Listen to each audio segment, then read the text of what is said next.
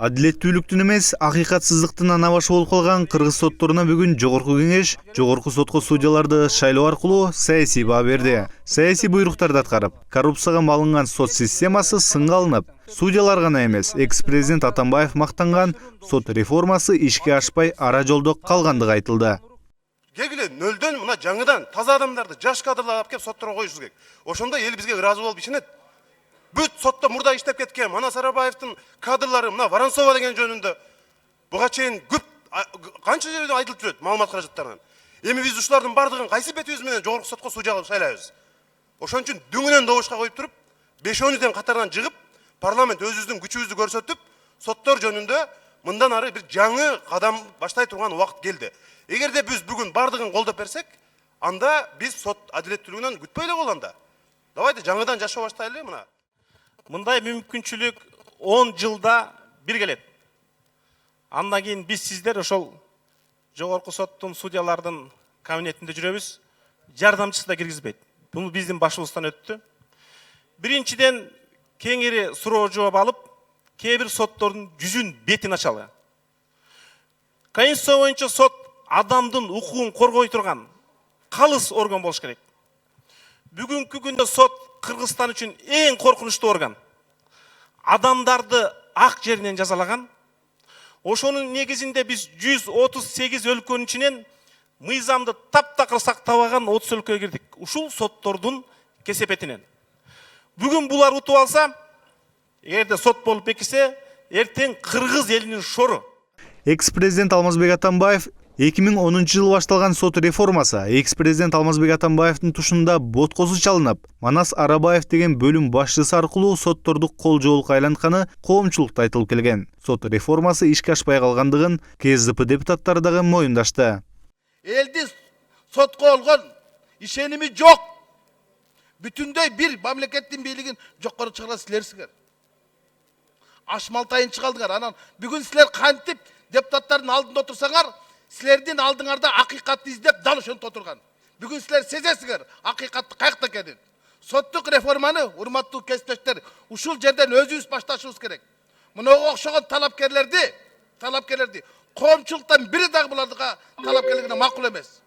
Оптобунан буларды оң косуна сайыш керек.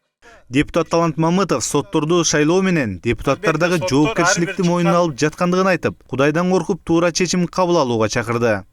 Албетте соттор ар бир чыгарган чечим үчүн элдин астында, Кудайдын астында өзүн жооп берет.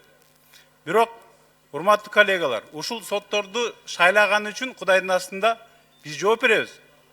Ошону унутпасак. Жогорку сотко судья болом деп бараткан соттордун айрымдары мурда адилеттүүлүгү күмөн болгон бир канча чечимдерди чыгарышкан. Алардын бири Ирина Воронцова, Аида Салянованын ишин карап жатканда адвокатка эмчектеги баласын эмизүүгө дагы уруксат берген эмес. Мына коомчулукта айтылып келе жатат. Мына Жапаров Садырдын соту боюнча, Текебаев Өмүрбек Ширкевичтин соттору боюнча. Ушул соттор мыйзамдуу түрдө соттолду, ушул өкүм чыгарды ушуларгачы. Шуну айтып берсеңиздер сиздер. Себеби дегенде сиздер ушул жогорку сотко бара турган судьяларсыздар дачы. Джапарова, Садыра, да, Джапарова и Текебаева комментировать сейчас нет возможности, потому что решение в отношении Текебаева было подтверждено и Верховным судом, оно оставлено в силе. Азыр сот эмес, жөнөкөй карапайым элдер да айтып атат. Бул өкүмдөр туура эмес чыккан депчи. Мен силерден угайын дедим эле, жок дегендечи. Бирөө жарым ошону туура эмес болду эле деп айта албай жатасыңар да. Ал судьялар да силер ошол судьялар болгон. Келгенде ошол мыйзамдыкты сактайбыз. Биз мыйзамга жана конституцияга баш ийебиз деген соттор ошолор дагычы.